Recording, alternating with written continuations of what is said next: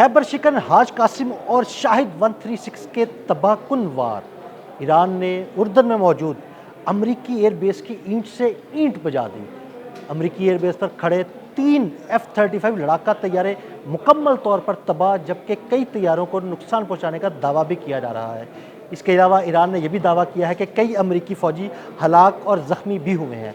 वहाँ पर कितनी तबाही मची, ताज़ा तरीन सूरत हाल के बारे में अज़हर अली खान से बात करते हैं। अज़हर भाई, सुबह हम बात कर रहे थे कि अमेरिका ने ईरान पर हमले किए हैं और ईरान इसका मुंह तोड़ जवाब देगा। ईरान ने जनाब उसका मुंह तोड़ जवाब दिया है। उर्दन में अमरीकी एयरबेस पर हमला किया गया है। ईरान की जानिब से दावा किया जा रहा है कि 3 F-35 लड़ाका तैयारे मुकम्मल तौर पर तबाह कर दिए हैं, कुछ तैयारों को नुकसान पहुँचा है, अमरीकी फ़ौजी भी मारे हैं, कई ज़ख्मी हैं। क्या ताज़ा तरीन इत्तलात सामने आ रही हैं? चंद घंटों के अंदर जो ईरान ने कहा था कि अभी हमारा एक बहुत सख्त जवाब तुम्हें मिलने वाला है, चंद घंटों के अंदर वो डिलीवर कर दिया गया है। इस बार इंतखाब किया गया है उर्दन के मुआफ़िक़ सल्ती एयरबेस का, जिसको अल अज़राक़ बेस भी कहा जाता है, और वहाँ पर बहुत ही शदीद हमला किया गया है। एक कॉम्बिनेशन एक बार फिर बनाया गया है, और ये कॉम्बिनेशन जिसके लिए अमरीका तैयार था, ये वो कॉम्बिनेशन नहीं था। इसमें बैलिस्टिक मिज़ाइल भी तब्दील कर दिए गए, इसमें ड्रोन की फॉर्मेशन भी तब्दील कर दी गई, इसमें इन्होंने खैबर शिकन मिज़ाइल जो नई तर्ज का है वो तो इस्तेमाल किया, लेकिन साथ में हाज कासिम बैलिस्टिक मिज़ाइल का भी इस्तेमाल किया गया। और इसी के साथ शाहिद 136 ड्रोन जो एक स्वार्म की सूरत में आते हैं, झुंड की सूरत में आते हैं, और एयर डिफेंसेस को ओवरवेलम कर देते हैं, पागल कर देते हैं, और तमाम जो रेडार्स और एयर डिफेंसेस हैं उसको नाकाम बना देते हैं। तो इन्होंने ये कॉम्बिनेशन बनाया। अच्छा, इस कॉम्बिनेशन की आपने बात की, मैं ये पूछना चाहता हूँ कि देखें, पिछले कुछ दिनों की जो जंग चल रही थी उसमें शाहिद 136 जो है ना, वो बिल्कुल मंजर आम से गायब था। मुख्तलिफ़ किस्म के दूसरे ड्रोन इस्तेमाल किए जा रहे थे और दूसरे मिसाइल इस्तेमाल किए जा रहे थे। अचानक एक दफ़ा फिर शाहिद 136 आया और उसके साथ हाज कासिम आ गया, उसके साथ दूसरे मिसाइल आ गए। ये एकदम फॉर्मेशन क्यों तब्दील की गई?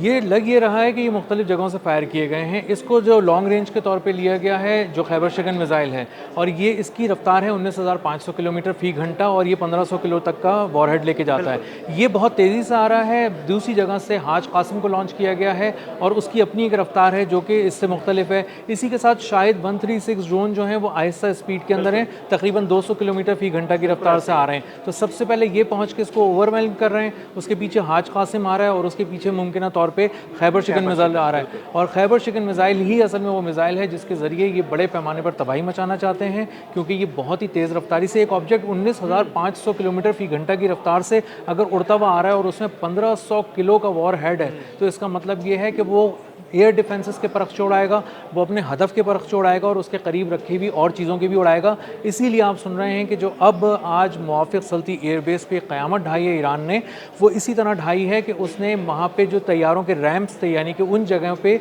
उन शेल्टर्स में, बड़े बड़े शेल्टर्स जिसके नीचे F-35 तैयारे खड़े हुए थे, तकरीबन 6, उनको मुकम्मल तौर पर तबाह कर दिया गया है। लेकिन चूँकि ये आर्मी की अपनी एक टेक्निकल लैंग्वेज होती है, उसमें बताया गया है कि 3 तैयारे मुकम्मल तौर पर तबाह हैं, जबकि 3 को बहुत ज़्यादा नुकसान पहुंचा है।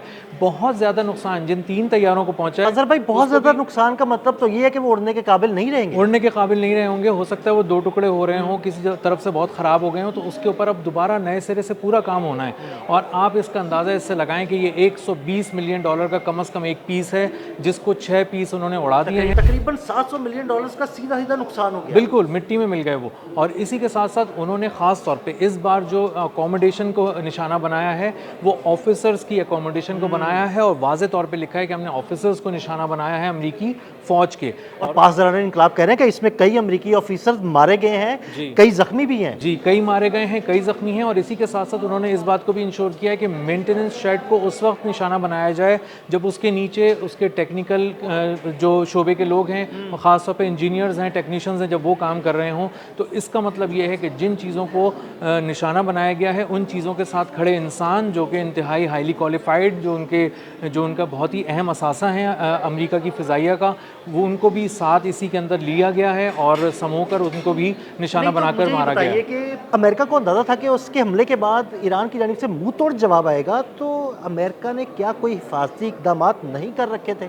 हिफाजती इक़दाम तो किए हुए हैं, लेकिन हमें उस खबर को भी नहीं भूलना चाहिए कि जिसमें उन्होंने कहा है कि इंटरसेप्टर इस हद तक कम हो गए कि वो पिक एंड चूज़ कर रहे हैं और देख रहे हैं कि किस हमले को रोका जाए और किस हमले का जवाब दिया जाए, क्योंकि उनके पास अब मिसाइल ही नहीं है चलाने के लिए, बहुत कम रह गए हैं।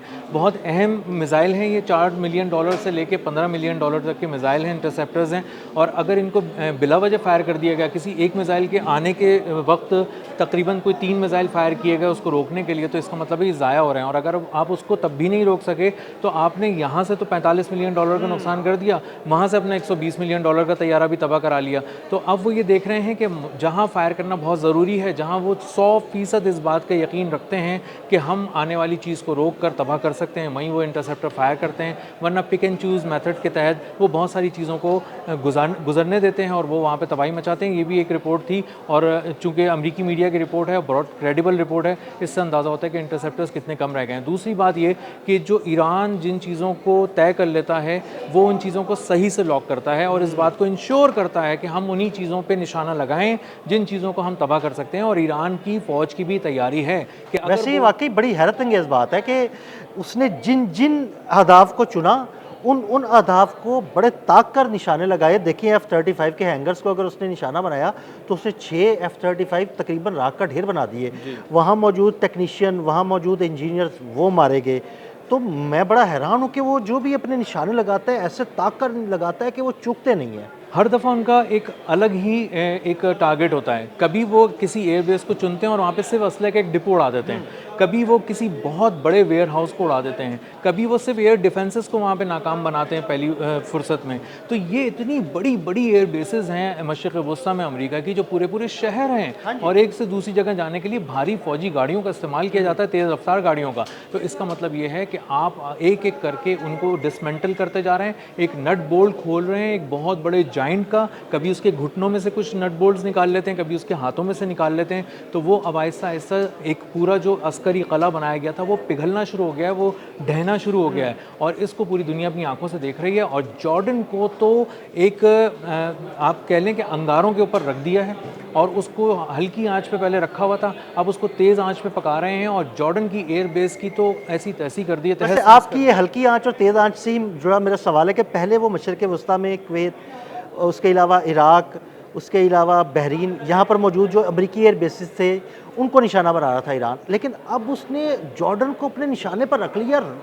जब उसे मौका मिलता है जॉर्डन में मौजूद अमरीकी एयर बेसिस की ईंट से ईंट बजा देता है। उसको बजाना, उसकी ईंट से ईंट बजाना बहुत ज़रूरी है दिल भाई। उसकी वजह यह है कि उर्दुन जो है वो इसराइल और इसके बिल्कुल संगम में वाक़ है, और अगर आप उर्दुन को कमज़ोर कर रहे हैं, उस वहाँ पे मौजूद अमेरिका की बेसिस को तोड़ रहे हैं, तो इसका सीधा मतलब ये है कि आप आधे इसराइल पे भी वार कर रहे हैं साथ साथ, और इसराइल की ताकत को भी तोड़ रहे हैं। तो आने वाले दिनों में यहाँ से बहुत बड़े हमले होने थे और हो भी रहे थे ईरान पे। और जो वो प्लान करते हैं कि हम दो तरफ से हमले करेंगे, यहाँ से जॉर्डन से जाएंगे जहाज़, वहाँ से इसराइल से भी जहाज़ आएंगे ईरान को तबाह करने के लिए। तो ईरान असल में आने वाले दिनों में जो उसके ऊपर एक जंग का एक पूरा पत्थर ला के वो पहाड़ ला के गिराना चाहते हैं, उस पहाड़ को वो दूर अंदेशी के तहत पहले ही रेज़ा रेज़ा कर रहे हैं। और इस हद तक हमले किए हैं जॉर्डन में कि अब लोगों ने ख़त लिखने शुरू कर दिए हैं अपनी हुकूमत को। तमाम एलीट क्लास ने, सैकड़ों लोगों ने ख़त लिखे हैं कि अमेरिका से जान छुड़ा लो, ये उस जंग में आया है जिस जंग में हम हैं ही नहीं, इसकी वजह से हम पिटना शुरू हो गए हैं, हम अपने आप को गैर महफूज समझ रहे हैं। और जॉर्डन भी अब पूरी दुनिया में, पहले